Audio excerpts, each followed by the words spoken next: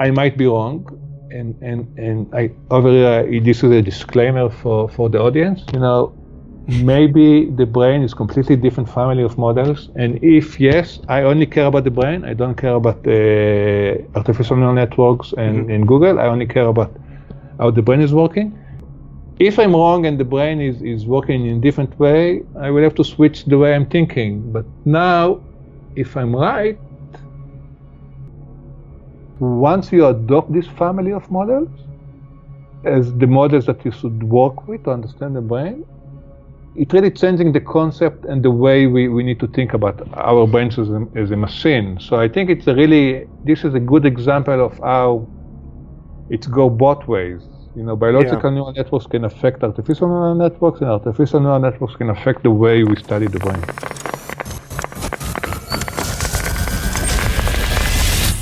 This is Brain Inspired.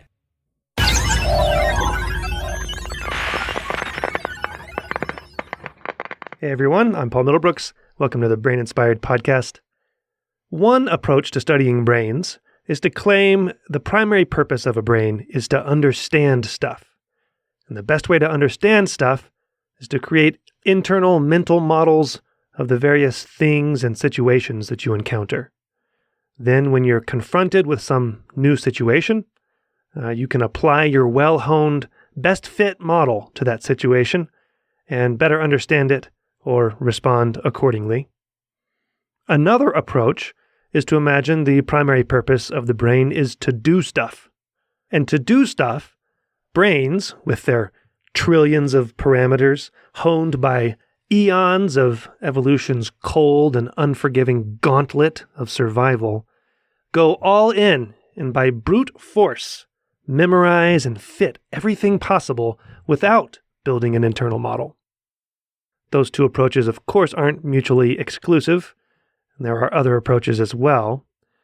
My guest today, Uri Hasson, used to think more like the first way, that our brains are built to understand things, but the success of machine learning and more recently deep learning, along with his own introspection and experience in neuroscience, has changed his way of thinking to the second way, that our brains, by hook or by crook, are there to do things.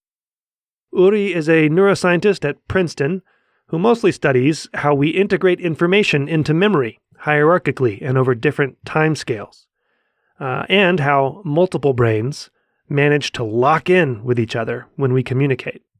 Both of those topics could have taken on their own episodes, but I read Uri's recent perspective in Neuron about this fundamental difference in approaching how to study brains, and I immediately emailed him and invited him on the podcast to learn more about it and share it with you guys. And here we are. I highly recommend the paper that we discuss, which you can find in the show notes at braininspired.co/podcast/63. So you guys know I don't advertise on the podcast. I actually loathe ads in podcasts. I despise them, you could say. But I completely understand why so many other podcasters do their little ad reads and take the money, because it's easy money. So, all that is to say, I'm truly grateful for your support on Patreon because it lets me know that I'm earning that support. I don't take that lightly.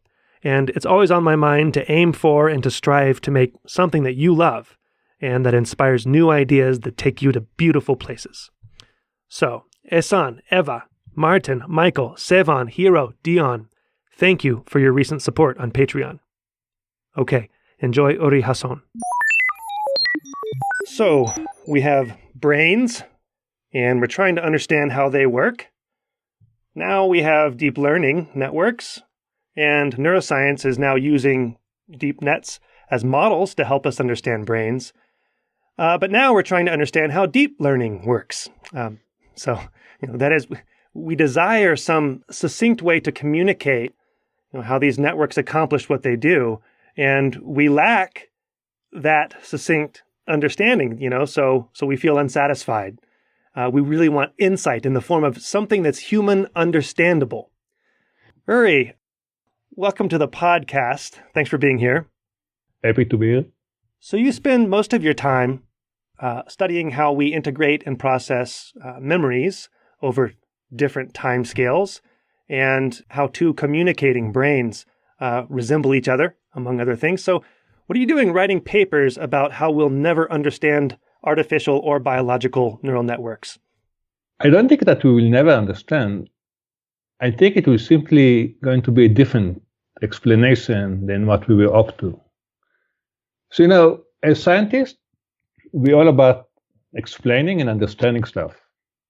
And when we have big models with millions of parameters, even billions of parameters now, we don't feel that we understand them. They are opaque.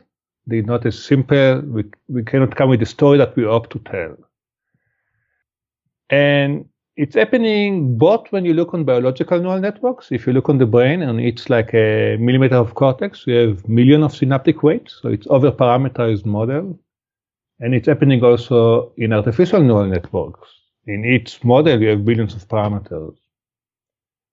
And I think we opt to be somewhere like physics. When Newton looked on the world, he came with a very simple formula with few parameters, mainly linear interactions that can explain many, many phenomena. And we hope to do the same with the brain.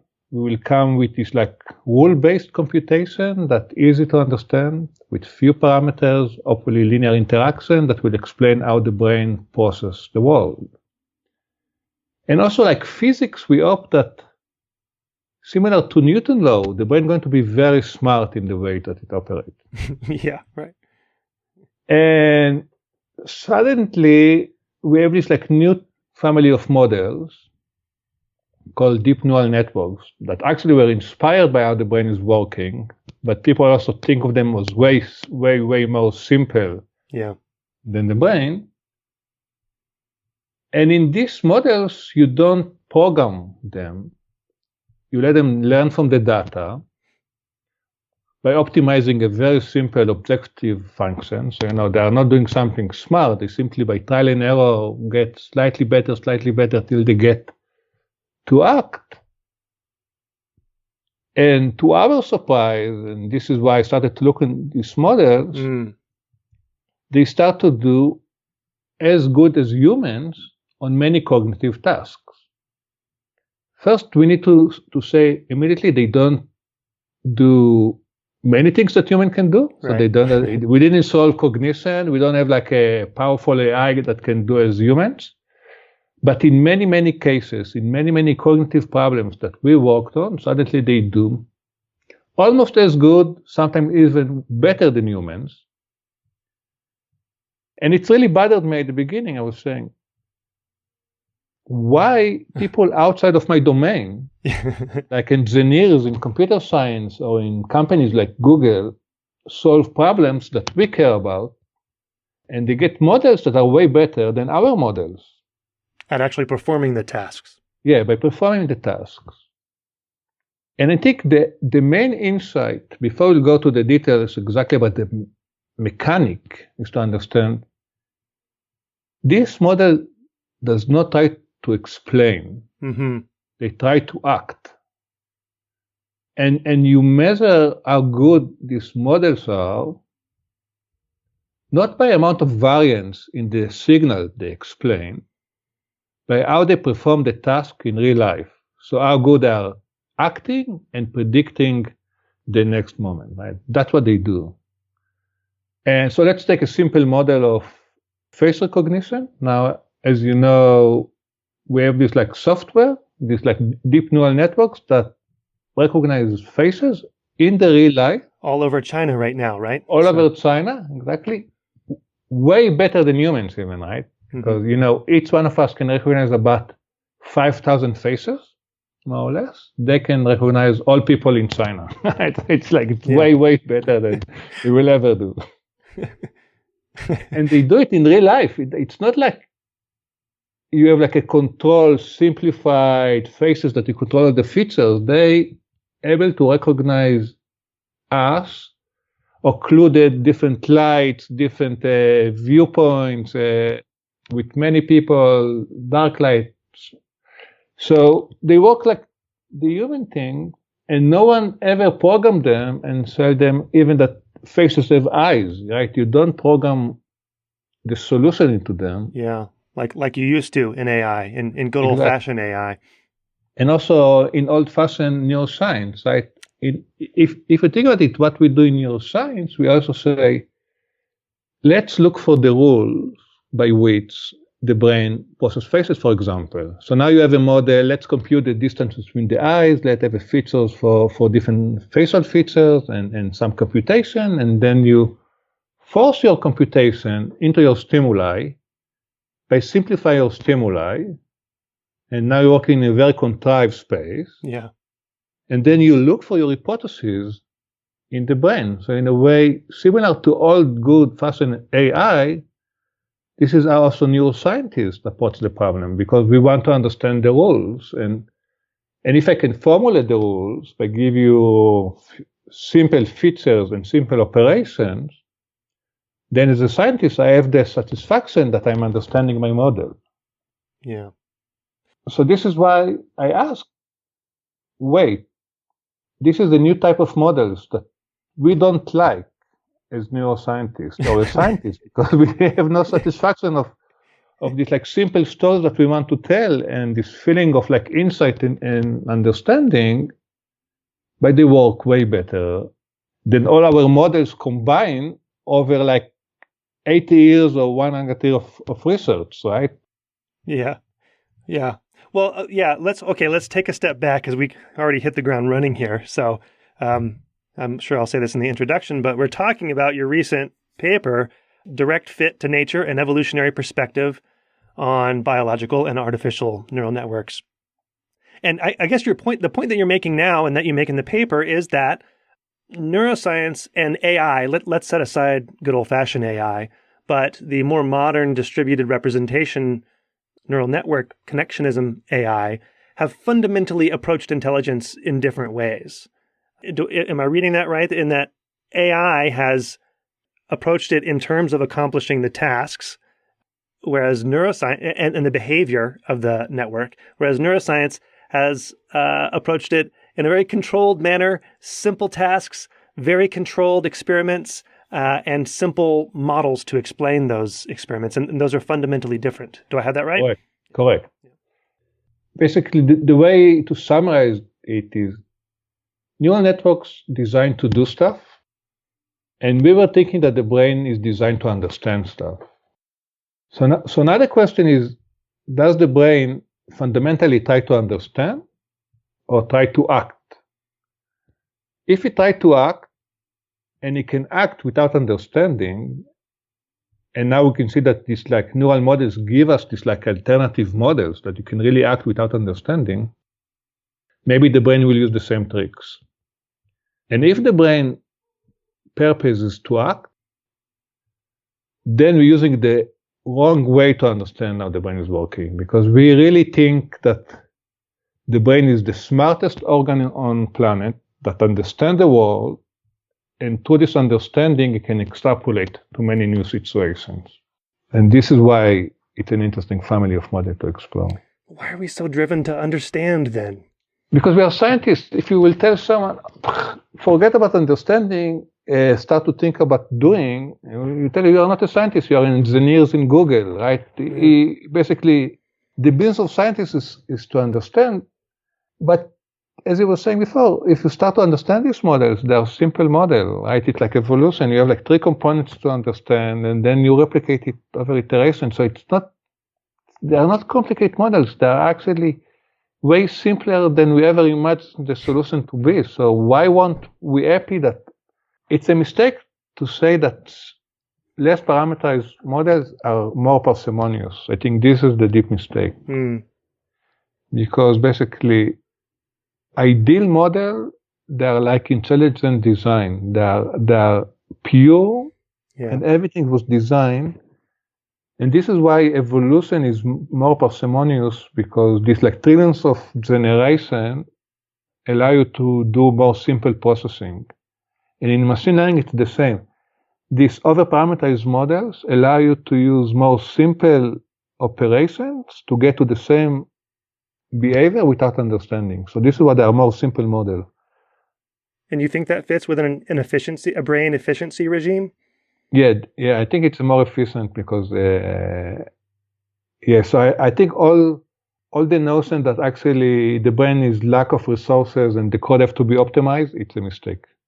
But I think we want to think that, right? It makes us feel good to think that, because it seems smarter to be able to model the world and to understand things rather than what we're going to talk about in a minute, just mindless brute force, predictive matching to the world, statistics matching.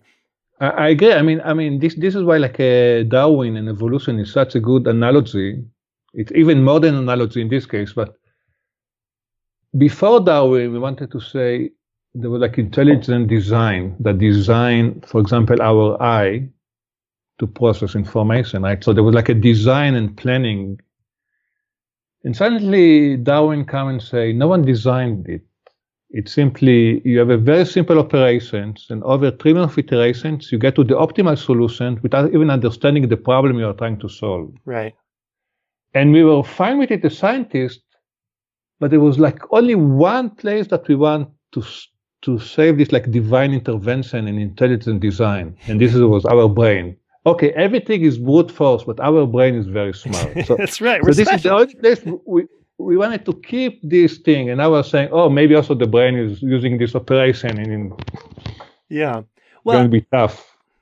All right, let's hold off because I want to talk about evolution in a minute too. So, what is direct fit, and its main implications? Just the broadest general description. And then from that, there are all sorts of implications. I mean, it's a really fascinating idea here to me, and so it helped change my worldview. So thank you. So in direct fit, you take the shape of the outside without understanding. So now, if this is true, and you have a control experiment with, let's say, you create a stimulus with a given structure. Let's say the eyes, you do a distance between the eyes and the nose and the shape that will define all faces. You have now a parameter face with 3 dimensions. Mm-hmm. The brain will fit to it, right? So it will fit, and it look like your experiment will always work. Without any model of what a face is, it'll fit to it. If you think about the figure with the sinus, so you inject a sinus, and the brain takes the shape of the sinus, right? A sinusoidal curve? Yeah. So if this is your input, that's the structures you get. You always get the structures of what you give it. And then it will interpolate with these dimensions. It doesn't learn any rule about nothing, right? So that's what confused people, because in a way, the brain can always fit to your experiment and give you the structures of the input to give it to it, right? And if as a scientist you control the input, that's the depth of direct fit that I cannot, I don't manage to explain this to people. Mm-hmm. Because what you see more and more, that whatever experiment you do, you always get what you want from the brain. Because this is the point of the direct fit. If you give a structured input, this model is going to fit to the input. Yeah. And you see why it's a tricky thing to explain. So when you say in direct fit, I was thinking all the way over there, and I know I should not go there because this point going to be missed. So we can talk about direct fit in terms of interpolation and extrapolation, then I think it's easier. Yeah, but, let's approach it that way. So, I mean, is one way to say it that direct fit will, in an over-parameterized model, so over-parameterized models used to be, well, they still are. It's a looked down upon, right? Because what you want is a perfectly parameterized or even under-parameterized model, because that's the simple explanation. But the whole point of direct fit is if you have an over-parameterized model, one of the points, it will fit whatever you give it without needing to know anything about the thing that you're giving it. It'll just brute force fit the statistics of what you're giving it. And is this what you mean by interpolation? Yeah, it's absolutely correct. So, if, let's say I have like a data point sampled with noise from a parabola. Yeah. And I have like 10,000 parameters. And remember, as a scientist, I need to understand the underlying structure, right? I want to understand that these 10,000 points were sampled from a parabola with variance. That's what I want. as a scientist to understand the underlying structure. So now I'm giving this like data set to my student, and my student is really eager, and he comes with a linear fit. And of course, linear fit cannot fit a parabola, so it's like completely failing. So you say, okay, let's do a more non-linear, more complicated fit. And now you're coming with like a 3 parameters. And now we have like a perfect fit of the parabola. And now he's very happy. But you say, if 3 parameters are better than 2 parameters, let's use 100 parameters or 10,000 parameters. And that's what we call overfit, because we know that the more parameters you have, your model is more flexible, and it's going to capture the entire variance in the data. So then you have a line that goes through every single data point. Every single data point. High variance, yeah.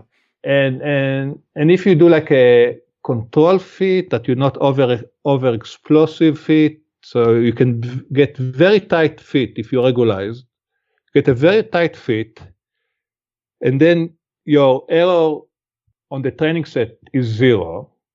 But as a scientist, we're going to say you learned nothing about the data set, right? You overfit, and we're going to really say, we're going to look down on this student and say, you didn't learn anything. You're not a good student. You're not a good scientist because you didn't explain me this like simple 3 parameters line that captures all this model. You didn't explain anything. You didn't explain anything. And our notion is that your model should always be tested on a new data set. And then you need to extrapolate. So if you have this like parabola in mind, now if you think that you have like new values that you sample from completely new place on this like axis that you've never been before, this overfit will not know how to go there. But the parabola, assuming the parabola is the right principle, going to extrapolate. So we were thinking extrapolation is what the brain is doing. The brain has a very limited exposure to things. And from this like a very small exposure, now we need to extrapolate to all the new situations you got in the world. That's how we think about the brain. The brain learning the rules and then extrapolate. So the brain is learning the equation for the parabola, and then this is our sort of intuitive notion, and then we can extrapolate and predict well outside of all of the parabolas that we've seen, because we know the equation. Our brain knows the equation for a parabola, so it'll fit it just right. That's our intuition. Yeah, exactly. So we think about the brain is our good scientist student. Right? He learned, he understands, and now he can use this to extrapolate. Now, what's happening with machine learning and deep learning is completely the opposite. Suddenly, they don't have limited data set. They have big data sets, right? And this big data set cover most of the possible situations you're going to encounter in the world. Mm-hmm. And these data sets are multidimensional and complicated, right? Because this is the real life data set. And then they have big models, and sometimes these models have more parameters than the examples you're going to see. That's the most common situation, I think, these days. Yeah. And that's going against what we're training our students. Remember, when you say if you have an over-parameterized model, you will always overfit. And by overfit, you will learn nothing, and you understand nothing, and therefore you won't be able to generalize, because you're going to overfit to your examples, and when you get new examples, your model will be useless. That's the extrapolation problem. So now you ask, so why if this model are over-parameterized and fit to big data, why do they learn anything?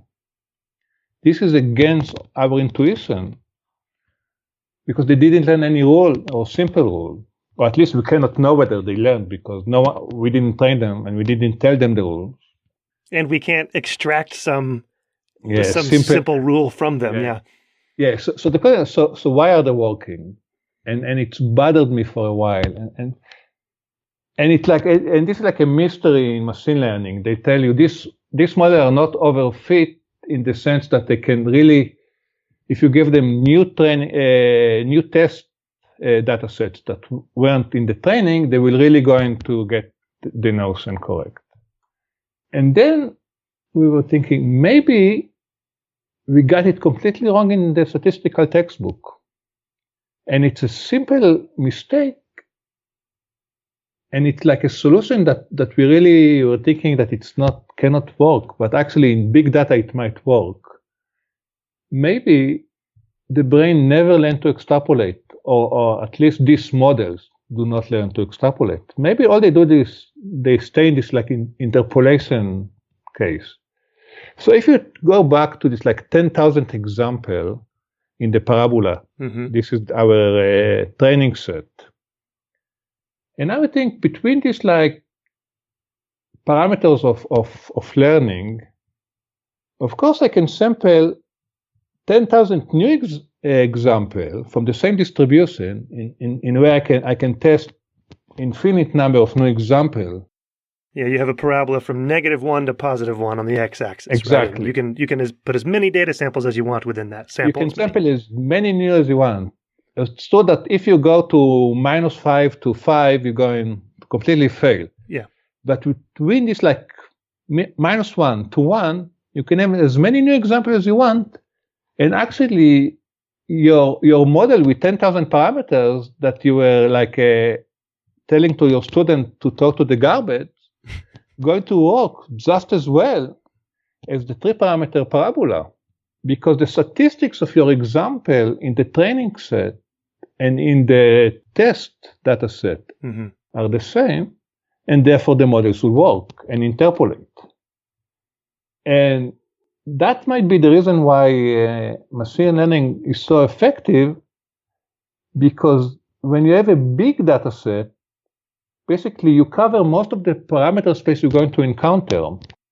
We always think about each situation as very new, but if you start to think about it as a statistical learning mechanism, actually our conversation, is similar to a conversation I had like a week ago. Of course, it's different words and different content a bit, but we have similar conversation with other people. So if we think about, or for example, walking to my office, it will be similar of walking next week when I will travel to Boston, right? It's going to be similar statistics. And if you start to think that that's what the brain is doing, it doesn't try to imagine completely new situation that it never been before. It's starting to learn the parameter space it's going to act within. Then interpolation is not as a bad solution. In a way, it's a strong solution because it's more simple and more robust. Within the interpolation zone, within the training within the set. Interpolation, yeah. Yeah. So take for a second. So let's go for a second for evolution. I think that will help us a bit. Think about, now there's like studies that the ocean temperature is going to increase by 2 degrees Celsius, or 1 to 2 degrees, and 80% of the species in the ocean going to die. And you say, "Ooh, that's like crazy overfit." Really? 2% increase in the temperatures, 80% in the creatures in the ocean going to die? This means that the solution that evolution found is really optimized to this temperature.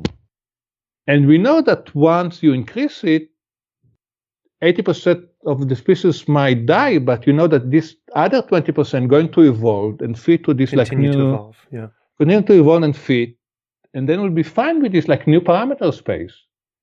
So that tells you in a way that you can think about evolution as a very narrow fit to your environment. If you live in the deep ocean, if you live in the desert, or you live in the forest, you're going to fit to your environment. That makes it sound very delicate. It's very delicate and also very powerful, because now you don't need a solution that will generalize to all possible conditions. You need a solution that will allow you to survive in this context. And also because evolution is flexible, then if the outside is changing the parameters, now you can change your fit. So you have also something dynamic that can always evolve.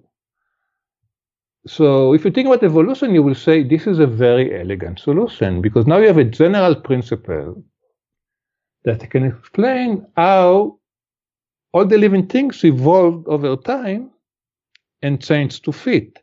So evolution is not a theory that can predict how the tree of life going to look millions years from now. You don't have this extrapolation person in evolution. Evolution tells you there is a mechanism, and it all depends on so many nonlinear interactions that will determine the fit in 1 million years that you cannot predict. Another thing that is amazing in evolution, it's not, and I don't know why we were stuck that what's amazing in evolution that we and the apes are relative. That's true in evolution, but the most amazing aspect of evolution for me is that me and the fly and the trees and planets are all relative, right? So that's what's amazing about evolution. We're all relatives because we all started from two cells that start to merge and split, right? And given like 4 basic principles, now you can explain how all this like diversity of solutions and fit in the tree of life emerges.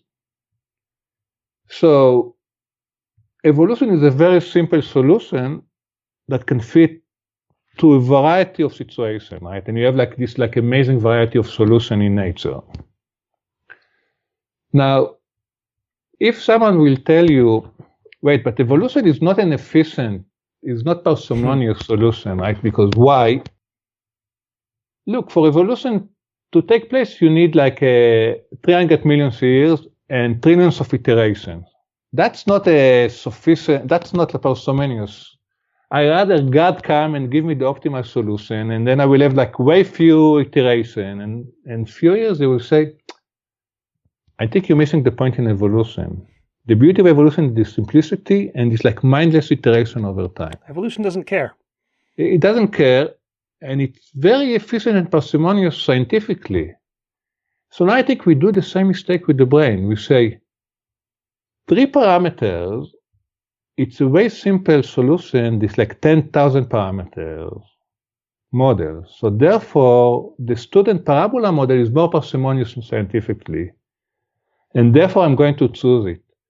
But actually not. The 10,000 parameters is way more simple because you have a very simple operation that fit to the environment and can give you optimal solution, a model that can work for faces, that can work for a learning accent, that can learn to recognize voices, and so forth. So these simple models now can fit to many different cognitive domains and get good results without ever understanding the underlying function. And this is why I'm thinking actually it's more parsimonious solution than what we were hoping to in neuroscience. So in a world with high statistical structure within many domains, one simple or straightforward, I don't know how efficient it is, but one straightforward solution is to overparameterize with the ability to extract high statistical regularities from that statistical structure. Correct. That guide your action. Yeah. And this is why if you give prime, and now we go back to the beginning, if you really give prime to action, you want to do stuff. You don't really, the brain is not a scientist. It doesn't need to understand the underlying structure. You need to know that whenever he acts, he gets it right. And if he doesn't get it right, you correct your action. Right. So this is why you maximize an objective function to do something. And if you manage to do it, you're going to survive. If not, you're going to die. And you don't have time or the resources to get this like ideal understanding of the underlying rules in order to be smart and act with understanding. I don't think this is the prime objective of the brain. But okay, so are you on board with the idea that action is the primary objective of brains? Yeah. Brains have to do stuff. Okay, yeah. That's my. Yeah. I love this idea as well. So I'm going to have Galit Shmueli on the show next episode. Actually, we're going to dive a little bit deeper into the difference between explanation and prediction in modeling. She's an expert on this, so it'll be fun. So we don't need to dive too deep in that, but I mean, we as humans, we want this nice sentence-long summary of what brains do, and to feel like it makes sense, right? And to feel like it's special, right? In some sense. And to feel like our brains are powerful as world builders, as modelers, universe creators and so on. what is the difference? What is the relation between explanation and prediction with respect to human interpretability? So I think we should not think about humans as the beginning, because all mammals have brains, and brains have evolved, and so it will be easier first to leave humans out of it for a second. We're going to return to humans and say, sure. Think about all brains have to act in order to survive, and because the world is dynamic, you want a mechanism that you can learn the statistics and adapt in a smart way. And this is why I think brains are in the next stage in the evolution tree, because they allow you more flexibility, because they allow your network, you can optimize your network over evolution. And that's, in a way, think about the fly brain. It still has plasticity, but 80% of it or 90% is determined on birth. You can fly, you can sense, and then you have to adjust a bit, because even for the fly brain, it helps to learn, right? You can mate. And as you go in the evolution tree, you have more and more this plasticity that you can fit better to the world and have more dynamic responses, right? And learn more. And then you get to the human brains, and the human brains is like, first, the brains become bigger and bigger. So, if you think about the number of synapses and that we have relative to primates, we have way more. So we have way more plasticity, right? And also we have way less things that you program by evolution. Most animals can walk immediately when they're born, after a few hours of tuning the parameters. Right. For humans to learn to walk, it takes like a year. You have 3 kids, right? I have 3 kids, and I don't know if you remember the beginning. The first 3 months they don't move. You leave them on the sofa. They're going to stay on the sofa. After 3 months, you're going to worry that they will turn away and fall from the sofa. Right? Oh, I put mine on the bookshelf. That's how I exactly really high, really. and it's really safe only for 3 months. But after you know that they learn something. So in a way, think about the flexibility that you give to the system to learn. You get a lot of plasticity and way to adapt to the environment. So it's really beneficial for our species. And it's also true that at the end of the day, our brains can do even more than that. Take physics as an example. Newton had a brain that can look on the world and come with the law of nature, right? Mm-hmm. And understand. So we should not think that these models give us the final solution to explain what is a human being, because I think we have a capacity to extrapolate and understand the underlying structure. So in a way, I still believe that there is something godlike in the brain. And I don't want to say that we all only direct fit and over-parameterized fitting. What I'm saying is, I think the foundations of all brains, including us as biological creatures, is this robust fit, over-parameterized fitting. And now I can say maybe 80%, maybe 90%. Some of my students argue that 95% even is all about this robust fit. But there is also something that is missing in these models. And you don't want to learn calculus from examples, right? You need to understand the rule of calculus in order to perform it. So there's something beyond, yeah. There is something beyond, and something is still missing in these models. And it's important to talk about what is missing in the model as well.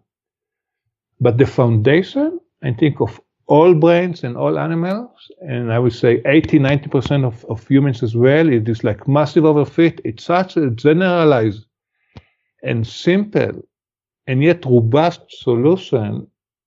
So it will be crazy to think that the brain really tried to understand the rules of everything to operate. We went in the wrong direction in neuroscience, and now we need to correct for it. Well, it's funny you should mention 80%. I don't know the exact number of the cortex in volume. It's something like that our cortex takes up in our brains volume-wise. I know the cerebellum has the majority of the neurons, etc. Anyway, whatever number it is, the cortex is a broad swath of our brains. And, there's this recurring idea that, well, maybe what deep learning networks are really modeling most closely is cortical processing. And also the idea that cortical processing is this really general purpose processing. And then you have all these other, so first of all, you have modularity in the cortex and in the brain. And you have all these subcortical structures interacting with the cortex and directing things that are evolutionarily conserved and very specialized, but very much involved in cognition. I guess my question is, do you see this direct fit brute force modeling that neural networks do, and that you're conceiving of as 80 to whatever percentage of what brains are doing? Do you see it as more of a cortical mapping onto the cortical function, or brains in general? I think brain in general. I think I would say 80% of the brain. It's fine that maybe the top 20% of the neurons in high-level cortical areas on the top of the hierarchy also have additional features that we don't understand. Or it might be that you plug one neural network to another neural network and let them talk, and suddenly new phenomena emerge. But this gets to your hierarchical timescale from sensory processing that can keep very short memory, and as you go up in the hierarchy, you can keep longer and longer memories. Yes. And it also goes to our brain-to-brain coupling, because if you couple one neural network that knows some structures to another neural network, then by this coupling, you can make one neural network smarter, and they can start to interact. And there's now wonderful work coming from DeepMind and OpenAI, that you have this network of agents that start to learn to play a game together. So you have independent players starting to work together. And again, it goes also to the evolution perspective, that if you have two units interact, they become smarter than each unit by itself. And then if you have a society of networks, you can get a more and more complicated objective. So there's step in the evolution and in the learning. So these models can really push us to new places that 5 years ago, I will never dream of me looking, I really look down on these models. I have to admit, 5 years ago, if you tell me that this model is going to solve anything, I say, that it's simply brute force optimization. They don't have any. So 5 years ago you were like, you spat over your shoulder and said it's brute force optimization, and now you smile and you say, oh, that's the solution, is brute force optimization in brains. Yeah, that's so interesting. It's difficult to say. Basically, what we're saying is that the solution is less ideal. I mean, we were up, as I was saying before, we were up that okay. In evolution, we gave up on intelligent design, but our brain is really intelligent. We opt to have a very idealistic and simple and interpretable solution. And as a scientist, we felt our notion is to explain and to understand. And if you have big opaque model, you are not a scientist. They go to be, I don't know. But it's funny that we forgot in the process that when we say a model with billion parameters, it's not a model. That basically we say as scientists. You didn't explain anything. You duplicated the million.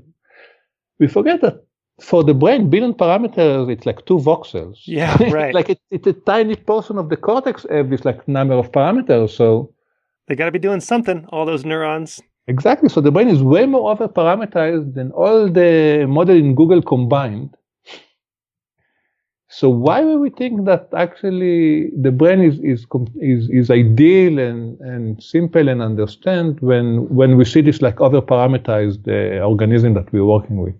So do you think then the solution is just to build the most massive, most over-parameterized model ever seen, and that will spit out the number 42 if you're, or solve intelligence?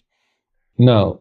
So if you look on machine learning, and this is something that people that work with these models really understand, and people from the outside don't really respect much, It's an engineering effort to optimize the structures and the parameters to get the action that you want to do.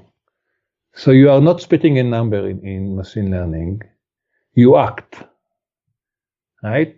And you get the action that you want. For example, in face recognition, you can recognize the people in China. If you talk to your Google device, you want it to understand your speech. No matter how heavy is your accent and how suffering your audience now to listen to my accent, they need to understand it in order to get what I'm saying. And it's not an easy task. So you never measure a deep neural networks by a number, right? 42. And if you have a deep neural networks that going to talk like humans, then you will say, okay, then they passed the Turing test, right? That's basically, and that was what the notion of Turing, and say, instead of asking whether machines are consciousness, you ask, can they pass as if they are conscious, right? Yeah. Can they act as if? Because he gave prime on the behavior. He didn't give prime on the understanding. And I think this is exactly what machine learning are doing. They're giving prime on your behavior. So it's not only a matter of big models. It's also, you have to have a very smart objective function. You have to have a very smart circuit that can generalize with many, many small tricks. And if you look at the machine learning now, each day you have a new model with slightly better learning rule and slightly better connectivity, and you add recurrent activity, and then you add like a LSTM on top of it. And then you let it forget in the right places, and then you add differential computing to save the episodic states, and it's like trick that you do.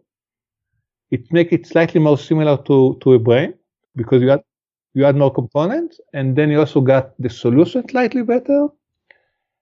And I think this is the game that we are playing now, and it's not a fun game, because we wanted to have like this like rule and understanding, and suddenly we say, oh, actually it's all about the design of the circuit and the learning rules, and then scaling it up from a small circuit with 10 neurons now to billion neurons that you duplicate. It's like a computational device, and then you get.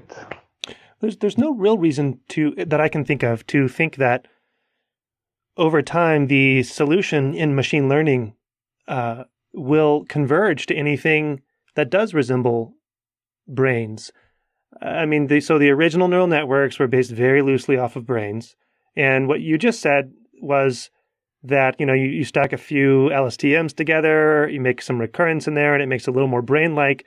But I don't know that necessarily adding the tricks is converging toward more brain-like. To me, and I'm not an AI, I'm not a machine learning expert, but I don't see it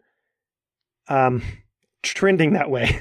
I think you are right.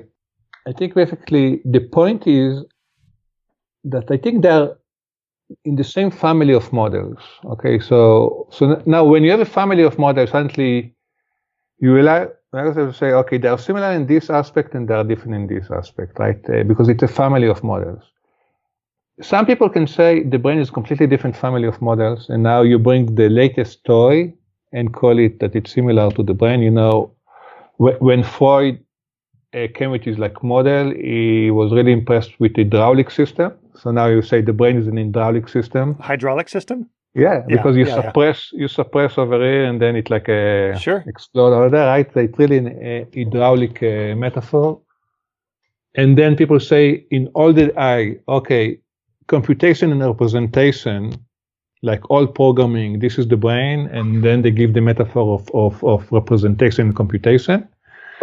And now we come with this like metaphor of machine learning. So we have this like new toy, and we say the brain is alike, but the brain is always something different. In a way, I agree that the brain is slightly different, but I think there's a lot of similarities. So this is why I'm saying it's within the same family of models, actually. But also the brain was developed over 300 million of generations. So you have this evolution iteration. And if you look across species, you can see that the brain circuitry is really developed. And humans got to this like one type of neural networks, and there is no reason why people in Google will get to the same solution, right? They have a different constraint. So I don't think the task of Google is to create the circuit that is going to be identical to the brain. Also, they are silicon machine and we are biological machine, and I'm sure there are like differences between them that are really important, actually. The thing I was saying is that for people in the artificial neural networks, because they can take really inspiration from looking on biological neural networks, and if they understand the tricks that the brain is using. So, for example, episodic memory, right? Don't only generalize across examples. Also remember this particular example with this particular dog that bites you when you're walking in the neighborhood. That will really be good because most of the dogs are nice, but also remember this particular dog. Oh my God, I just got bit by a dog yesterday on a trail. Yeah, so you want to remember this dog. I remember it, yes, very well. And you don't want to generalize and do statistical learning and update your entire model to say now all dogs are scary, because that will be overcorrection. So this is why episodic memory really help you also to generalize on one end, but also remember specific outliers, right? So for example, this trick, when people now in machine learning, in DeepMind use differential neural computing, and now they have a component in the network that also save the state of the networks, that like the episodes, and also generalize across examples in another part of the model, that this is helping the model. So it's like external memory, essentially. That's like external memory. Yep. So, and this is a trick that the brain is using as well. So what I'm saying, you can get inspiration from how the brain is working, and it's going to improve how you design the networks. And the same it's going for us. We didn't know that this like simple optimization over so many examples will be such an effective solution. So we didn't know that this like a direct fit and optimization can give us cognitive machines that really work. And now, so basically, we learned something from these models. This was saying 5 years ago, I didn't know that. So I think it's go both ways. We should learn from artificial neural networks, and they should learn from biological neural networks. Because I think we are in the same family of solutions and models. And I might be wrong. And I over here, this is a disclaimer for the audience. Maybe the brain is completely different family of models, and if yes, I only care about the brain. I don't care about artificial neural networks and Google. I only care about how the brain is working. If I'm wrong and the brain is working in a different way, I will have to switch the way I'm thinking. But now, if I'm right, and we got to this like new family of models, and this is the family of models we should look at, then we need to leave a lot of the practices and the way we were thinking before. So I don't know. It's a junction, and we don't know. But what we say in this paper, that we should now really consider this new family of models, and if they are relevant, we really need to revise the way we are doing science. But do you envision?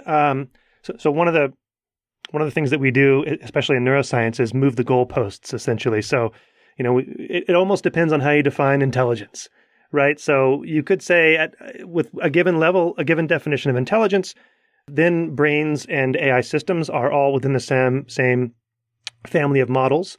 And you might end up with something that you would be satisfied with saying, okay, that is an intelligent behavior processing or whatever. But then I think it's called the AI effect, maybe, where once AI does something, it's no longer considered considered artificial intelligence, right? Yeah. And so at what point, are we going to get to the point where AI can do all the things that we can do, but now just consciousness is left, or how do you envision this playing out and then we'll get back on track here in a second. Yeah, I think you're right. It's a moving target, and there are some people that will never be satisfied, and they will never be honest about it. So for example, if I'm going to tell you consciousness have no function, is an epiphenomena, let's say this is your stance now. But I really believe that consciousness have a function. I cannot believe in this assertion. So then I say, oh, okay, but without consciousness, you cannot do X. And then someone say, oh, here is a model that have no consciousness and do X. Oh, so you do X, but you cannot do Y. And then a model comes and say, oh, but look, I can also do Y. And then you will also say, oh, but you cannot do Z. Because you never give yourself a point, say, if you can do X, I'm done. Because you really believe in consciousness, and there is no way to convince you that consciousness is an epiphenomena. Whenever your bar is set up, you say, okay, so let's raise the bar. If you do it, this is not interesting, but this is interesting, and this is interesting. And if you go in to this argument, then there is no way for you to win. And I think it's going to be the same with AI. People will say, okay, AI can do this, so this is like a simple, but the brain can do X. And then AI start to achieve to this level of, oh, but humans can do above it. And you are always going to higher the bar, and you will never say, even when it will be complete robots that you cannot even tell that they're robots, because they are walking among us, will say, oh, but we are special as humans. I don't think there is a way to win this argument. Yeah. And this is why I'm saying, for me, the scientist, remove the word intelligent. Simply remove it and say behavior. Can this model behave as humans? And that's like the Turing test. If it's behave like, it's good enough for me. I don't want you to have an higher bar of winning. If it's behave like, it might be cognitive. You don't think we should do a test to see if they have a spirit that will ascend to heaven after we unplug them? Okay, I won't put you on the spot there. But, okay, so... If you can measure it and show me. Of course, I can. So I'm developing the test as we speak. So the latest approach here, so we have these big models. We don't understand how the individual units are interacting to give rise, and they're great predictive models, not good explanatory models. And there's been this push, and there's a recent review on this, and there have been multiple other papers that have come out that have suggested the same thing, that instead of concentrating on the units and what they're doing, what we need to start doing to sort of start understanding things in an explanatory way is focusing on the three components that we actually design in these networks. And those are the three components would be the network architecture. I mean, you've already mentioned all three of these: the network architecture, the learning rules, like backpropagation, for instance, and the objective functions, like what's the goal, to maximize reward, to minimize entropy, and so on. Do you think that we will come to feel satisfied understanding these over understanding the actual operations being performed? Are we going to go sleep well at night thinking, I understand the objective function, so therefore I feel better about understanding how the model works? I think so. I really think so. I think so. The physicist, so Richard Feynman was saying, I cannot understand what I cannot create. And in a way, we build these machines, right? And we understand everything. We understand the computations, right? We understand it's a very simple summation with nonlinear operations, and then you multiply the matrices, and then you run your arrow back propagation and change your way to get your objective function. We understand the circuits. We understand all these like dimensions. They are not black box. They are really not black box. In a way, the way to think about them is the most transparent box you can ever imagine. Because you build it and you have access to each synapse and neuron throughout time. To all these like billion synapses and millions of neurons. Over time, you know exactly what is the operation and what exactly going on in the network. So they are very transparent. And now that we have these like transparent models, in a way, this is, if you ask me what is my dream as a neuroscientist, we have this like transparent box that I can look on each of your neuron and each of your synapses over time, from birth to death, including all the input and output that you perform, and I have your entire brain, right? So that basically, this transparent box is what we're inspiring in neuroscience. And now that we have this transparent box, it's an interesting exercise to say, so how do we understand them? What now? What? Yeah. So now what? And when you start to think only like these three components, suddenly you see, oh, actually, I have an understanding of these models. And so let's take the face network that we started in China, right? These networks have millions of parameters, right? So sorry. So this is the deep learning networks that are designed to recognize individual faces. Yes. And is that? I don't even really know how ubiquitous it is in China. Is it just everywhere, or is it? Do you get into the supermarket and buy your facial recognition and? Yeah, it's everywhere, and there is like an amazing podcast that came last week, basically from the New York Times, from the Daily. There is a guy basically that really, with little resources, built the same thing in the US, and now he's selling it to the police. And the police, when they're running their models, they can recognize all of us. No. It's really helping them to solve crimes. And this guy doesn't even tell them how he's doing it. It's very fishy. It's going to come to it's already in the US, and it's part of our life. And there is also an ethical discussion to talk about the loss of privacy and how this models are working.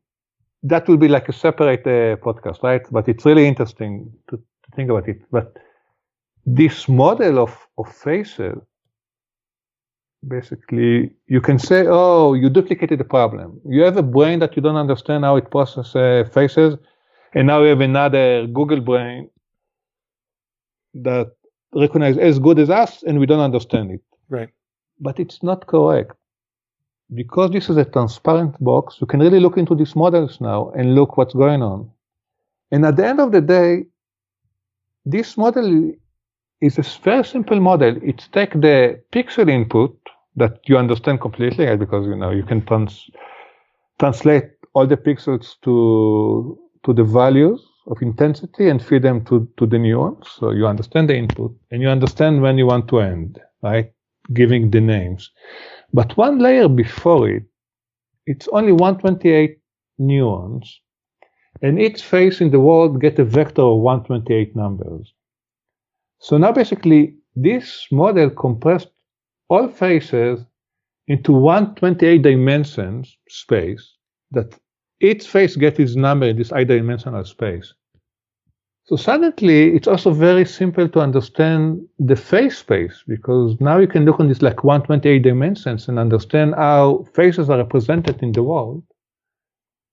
And remember, because of the direct fit, if 128 dimension is what comprises your faces and the model is overfit, it's going to find the solution, right? Because it's going to get the structures of the input.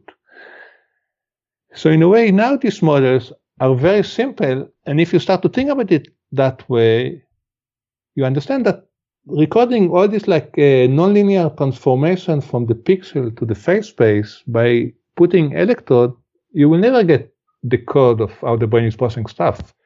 It's sending you in the wrong way of thinking. And so in a way, these models are more simple than we ever imagined the solution is. Going back to say that fitting it's in dumb. other parts, it's a very simple solution. Yeah.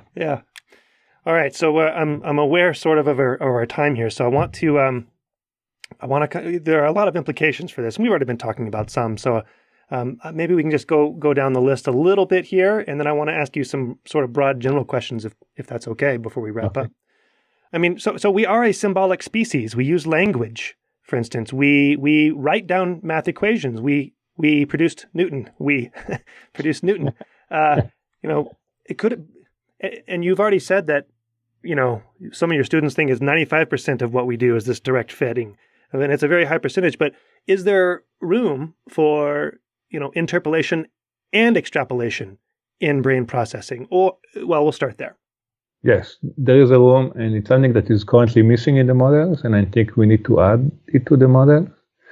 I don't think you can learn calculus from examples. You don't do like 4x4 is 9, 10, 11, 8. Oh, 8, right? Correct the fit and then go 4 multiplied by 5. That's not an efficient way to learn calculus. So there is something about humans' capacity to use rules and understand rules, and some people call it like system 2. Yeah. This is like a slow and deliberate way of thinking is really missing in this model. So, do you think that the secret there has something to do with recurrence? And I'm asking because of your work on recurrence and timescales and hierarchical brain processing. It has to be more than recurrent, because recurrent is already implemented in this like neural network. So it's not that these neural networks currently, the artificial one, lack recurrent. But they're not being asked necessarily to perform functions that might require symbolic. I mean, I say that, and then probably 12 papers were published today on that very topic. But... Yeah, actually, there are interesting models now that try to learn calculus using deep neural networks. I saw that. So basically, there are models, and if you look at these models, it's not that they are failing, but there is a lot of like small engineering tricks that are built into the solution. Mm-hmm. And then these models can really learn, summation and subtraction, but it won't be good in multiplication. So these like small tricks, and you refine these networks more and more, and then they start to do something that start to be similar to humans. But also you have to remember that also for us to learn calculus, it's not an easy achievement, right? You don't say that this is for the brain it's so easy to learn calculus and these models are so stupid. It's also very difficult for biological neural networks. I'll never admit to that. Yeah. So over here, I think we're really pushing the envelope, and it's interesting to see how much you can push the envelope. Take language, for example. I think the most exciting places now in machine learning is actually NLP, natural language processing, and they're coming with language models that get better and better. And for example, they can learn syntax, for example. They don't need any prior universal language or knowledge about syntax to learn syntax. They learn to speak. Of course, they don't think. So if someone attacks them that they are fake thinking, by definition, they are fake thinking. They have no consciousness. They don't try even to think. They're not like, what is it, a diagramming sentences? What is that called? Yeah, they don't have syntactical trees. Yeah. Yeah, it's working in a completely different way. It's all statistical learning, and the way they are echoing the outside, right? So if they listen a lot to Fox News, they will start to give arguments like Fox News. They don't understand what this Fox News is. And now you start to ask, how many of us really echoing the outside and how much we are thinking, right? So suddenly this is where my students start to get really confused and say, maybe we also echoing a lot and don't think a lot much. So, and I'm still arguing with my students, listen, we're still thinking. Okay, so we are definitely different. But they will say, maybe scientists are really good in thinking, so they have something, but most of the people and most of us, most of the time, we simply say stuff. Most Fox News watchers, you mean? Yeah. Because if you listen to the New York Times, you can echo the New York Times. You don't even have to echo. It doesn't mean that the people that listen to the New York Times don't do the echoing. Yeah. So it's a strange era. And if you look on this like language model, and I recommend the viewers to go and do talk with transformers. This is like a GPT-2 model, language model, and simply talk with it and see how good it's doing. Of course, it's going also to say nonsense because it's fake thinking, so don't expect it to be human. Sure. But it should not do as good given what it learned to do, and because it learned to do something very simple and simply fit to big data. It's not a smart model. Mindless. So we've been talking on the show recently about representation. And you mentioned the phrase weakly representational when talking about models of this type. How does representation fit in, and what does it mean to be weakly representational? Yeah, so on one hand you can say that they're completely non-representational because they simply take input and throw it to an output. So they are basically do like dynamical transformations. Mm-hmm. But because the world have some regularities, if you look within these models in the top layer, that, for example, we talk about the embedding space for faces, you get like a vector of 128 numbers. Or if you look on the language model, you have like a word embeddings that you start to give like vector of numbers to each word, and you learn the relationship between words. So you can think about like embedding as a form of representation. It's a vector that you can do operation and get outcomes. These vectors are really fit to the structures of the world, so they are not representational in the old sense that we were thinking about it. Computational representation. Yeah, they are not like strong computational entities that on top of it you do the operations, but so this is why they are weakly representational, and they are dynamicals and the context dependent. So, in the new language model, the same word can get a different embedding context. Yeah. Relative to the previous. Depending on its context and the context. So they become really contextual and dynamical. They have a lot of interesting properties that we didn't think about before. And this is another example that once you adopt this family of models as the models that you should work with to understand the brain, it's really changing the concept and the way we need to think about our brains as a machine. So I think this is a good example of how it goes both ways. Biological neural networks can affect artificial neural networks, and artificial neural networks can affect the way we study the brain. I mean, that's, when I say the same word to you twice, it's not going to have the same activity in your brain either time. So that's like an embedding vector, essentially. Exactly. And we have exactly this experiment now that we took a language model, contextual embedding model, and we opened the box and we look on the embedding, and then we looked inside our human brain box, and we saw that this embedding explained neural activity better than other models. So it's an exciting moment. You can really learn a lot from these models. What about minds? Do direct fit models apply to minds or just brains? That's an excellent question. And again, we need to define what are minds on top of brains, right? No. So it's not an easy question. In a way, if you care about the behavior and they behave like humans, then they have the minds, right? But I don't know. That's a perfectly fine answer. That's actually almost always the correct answer to any question, really. Yeah, in my experience. It's a complicated thing, because on the one hand they behave like they have minds, and the other end we know that they have only neurons and computations. But also, if you think about humans, we behave as if we have minds, but we only have neurons that fire, right? So this is why it's a complicated philosophical question to say, I behave like I have a mind, and you believe that I have a mind, right? But you never seen my mind. You only seen what I'm doing. And if you will open my brain, you won't see my mind. You will see my neurons, right? It's a crushing realization. It really is. It's crushing. It's crushing. It's daunting. Yeah, I don't know. Consciousness is still a mystery to me. I mean, I'm conscious, and I know what I'm saying, and I'm thinking, and I don't understand it. Yeah.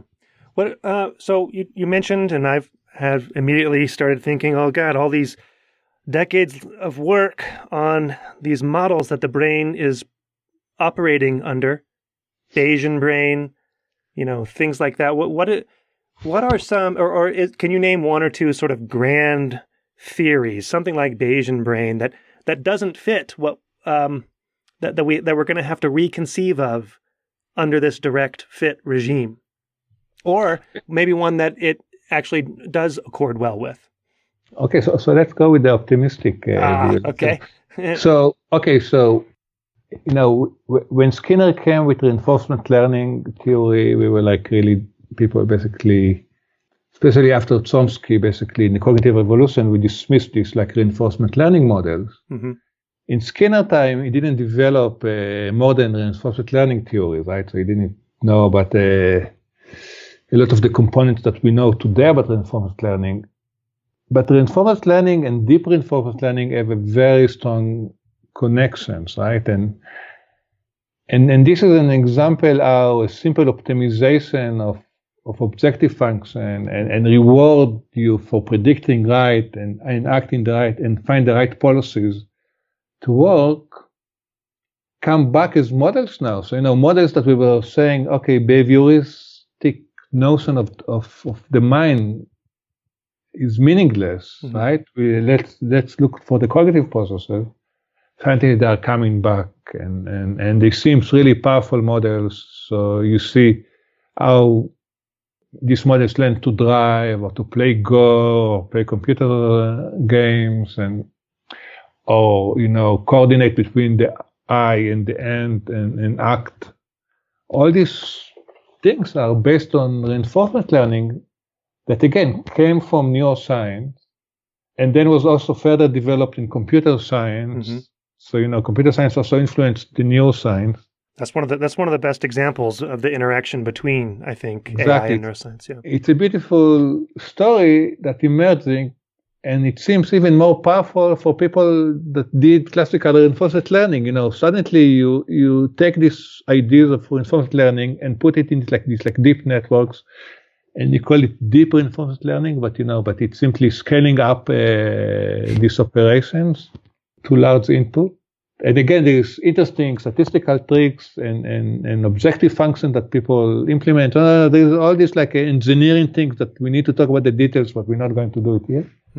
That they all make a difference. And suddenly, behaviorism is coming back, and ideas that we forget and dismissed in the past suddenly take the front, and it's an interesting moment in time. So that's an optimistic.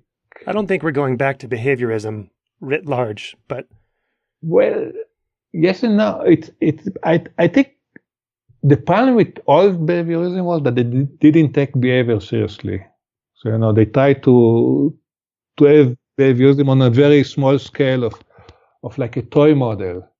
Did the rat press the lever or not, or something? Exactly. Yeah. Yes. So you have operant conditions or classical conditions. It's a very laboratory set of conditions. Now, if you think about behavior, for example, how people talk or recognize faces or drive. So if you think again on real behavior and you take, because remember, these models behave, right? The prime thing is to do stuff. They are behaving.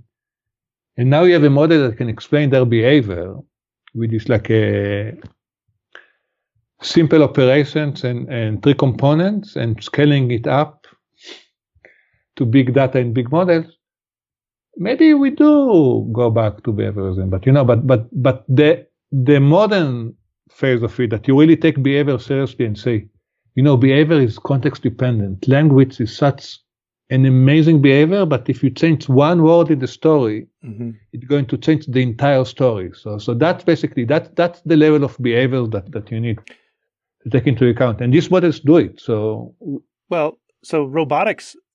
I mean, do you think that robotics is going to be a necessary step in that direction? Because right now, these deep networks that we have, their quote-unquote behavior, many of them, is categorizing, is it a tree, right? And so that's not very rich behavior.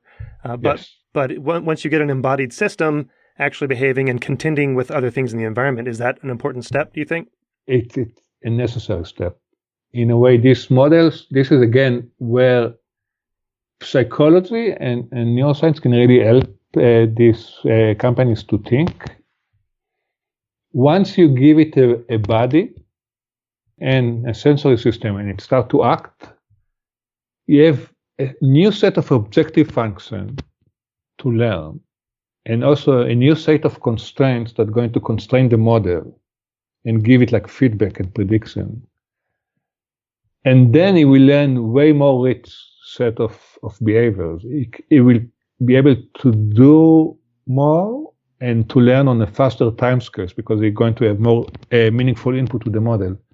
A language model today, it simply read the entire internet and try to predict the word from the context, right?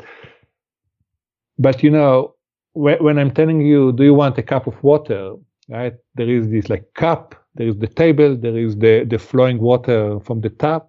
There is so much constraint on this sentence that these language models never see. So of course they will never understand the meaning of things because they don't act. and therefore making them more biological and give them this like body and interaction. It's a necessary way to make them smarter. Uri, this has been super fun for me. A large part of my audience actually really likes to hear about people's experiences and how they got to where they are and things. So I'm not going to ask you to recapitulate that, but in the final few minutes here, I want to ask you a couple questions. For instance, what is something that you would tell your younger self if you were just starting out in academia? Quit. You'd say, quit it all. You're not a thinking being. Just go. No. Actually, so I will say, follow your gut, and so the way it all started for me, and I think also why it's slightly easier for me to adopt these models than other scientists. I was a visiting scientist. Actually, I tried to understand face recognition, and we did all this control experiment to understand the neural code by which we process faces.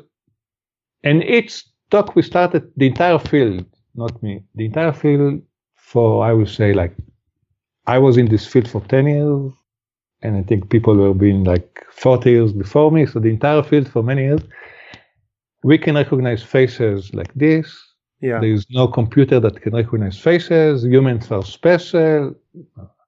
And I got tired of control experiment because I say, I want to know how the brain operates, not in the lab, when you see stimuli that you will never encounter in the real world, how we really perform in real life. Sure. So I moved my entire line of research to naturalistic stimuli.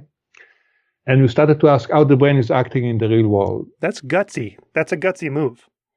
Yeah, it is. It wasn't easy. We got a massive attack. At one point, I was really thinking to quit science because I could not publish the papers. And when I was a postdoc, and then we overcome. And since then, people let us work and actually let us work. But what we didn't realize even when we started, that everything changed in the real world. So, we were thinking that our job is to take the current models from control experiment and say which one are correct in real life. Yeah. We think that were our task. And this is how we wrote our first paper about naturalistic stimuli. But the more we went into it, we realized all our toy models are not working in the real world. For example, working memory, we could not even start to understand what is the meaning of working memory when you go to the real world. And this is our timescale. But that can be, if you want, that can be another podcast. Yeah. So basically, once we realize that the model is not working, we realize there is a problem in our field. We overfit to our toy model. We never go to the real world. All the scientific, I won't say all, I would say 80% of the talks that I'm listening to in neuroscience and psychology start with amazing questions about real world. Yeah. The next slide, it go to a toy model that I don't know what is the connection to the question. Then the entire talk is to explain the variance. They explain 20% of the variance in the neural responses to this toy model. And the end of the talk never go back to real life. Or if it does, there's a big jump that it takes back to. Yeah, but they never go back to real life. The next talk will start again in a different toy model or in variation of the toy model. I think what we do as a field, I think we overfit to our experimental design. And when I saw this model, two things happened to me. I said, wait, why I worked on the entire field, it's not me. So many people, we worked on facial recognition, and suddenly these companies come with models that do it as good, if not better than humans. And we don't have any model that work in the real world. Yeah. I was upset by this. I bet. But then also I say, wait, I also like it because they work in the real life. They never do experiments. They simply give the brain what it needs to solve, give their network, and learn how to do it. So they live in the real world. And this is what I'm arguing for many years. We should go and solve our models in real life because the lab models do not generalize to the real world. And this is why also I like this model. So in a way, what I'm saying basically to the young generation, follow your gut instinct. If you really believe in something, go for it. And another thing, learn the problem that you really want to learn. Because we are so obsessed in getting like pure solution, we say we cannot study the brain in real life. It's like too complicated. Too many variables. Yeah. 1,000 dimensions, 10,000 dimensions, I don't know the number. I cannot explain this nonlinear interaction. Let's study 5 dimensions, and then I can give the simple formula. But if there's nonlinear interaction, you add 5 more dimensions with nonlinear interaction. All what you learn in these 5 dimensions will never generalize. Needless to say, it will never generalize to the 10,000 dimensions. So if you want to understand how the brain is working now, as I speak to you and you listen to me, and we have this interesting conversation, this is what you need to study. Stop thinking that you need to control for experiment for that. That basically, it's remove you further away from what you want to understand, and you will never be able to go back to the real world. So I think start in the real world is the start in the real world. We have a new paper coming. We call it Keep It Real, and we're really arguing the primacy of neuroscience should be in the real world. Real world is not the way you test your theories. Also, it's also the place you develop your theories. But isn't that, haven't the latest deep learning models allowed that to happen? I mean, this behavior, the complex naturalistic behavior, there's all these rallying cries right now to study the complexity of the real environment and behaviors. Is that because we've now have bigger data, bigger computational power, bigger models?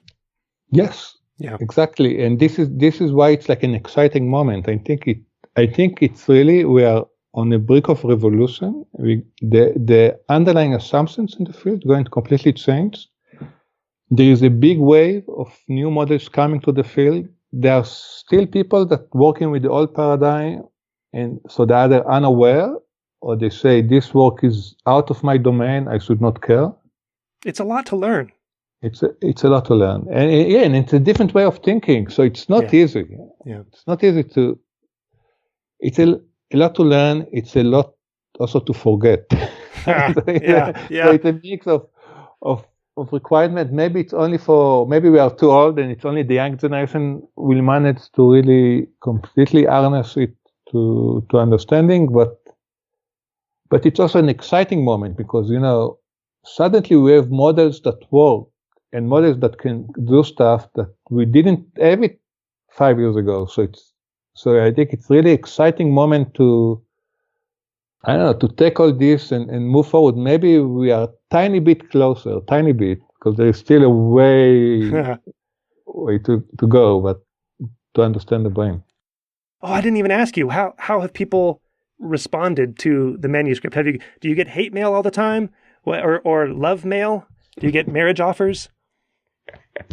So science is weird. It's like a lonely endeavor in the sense that you send. Okay, so we worked on this paper for a while, because it was difficult because it's a shift in paradigm, and you need to explain people this shift.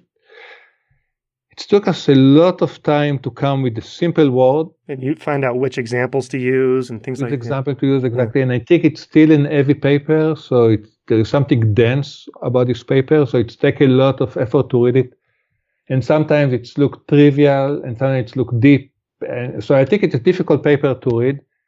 And you release this child of yours to the world, and then there is silent. It takes time, people will give reference in 2 years, you will see some references emerge, right? Because the field is moving slow, and so I don't know. I got some people liked it.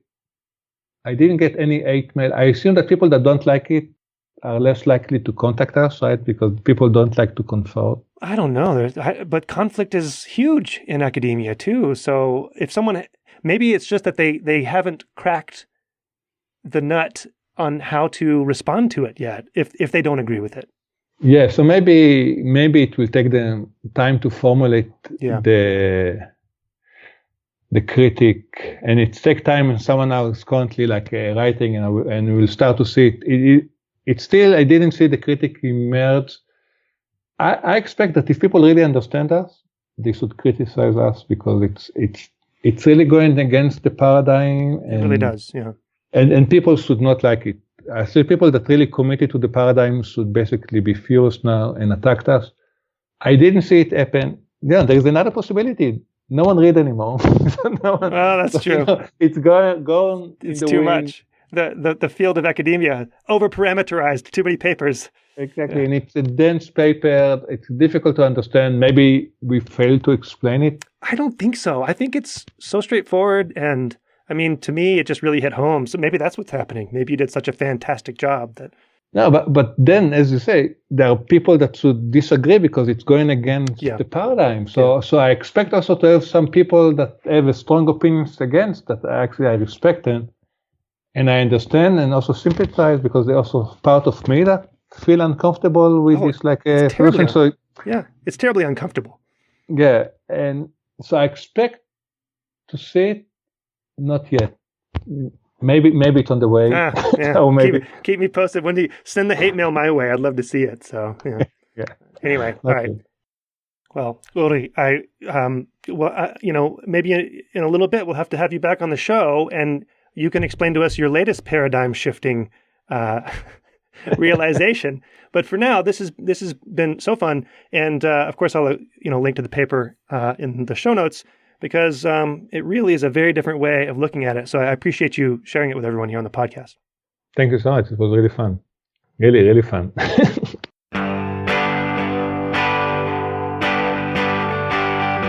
Brain Inspired is a production of me and you. You can support the show through Patreon for a microscopic $2 or $4 per month. Go to braininspired.co and find the red Patreon button there. Your contribution will help sustain and improve the show and prohibit any annoying advertisements like you hear on other shows. To get in touch with me, email paul@braininspired.co.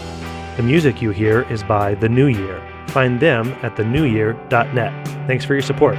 See you next time.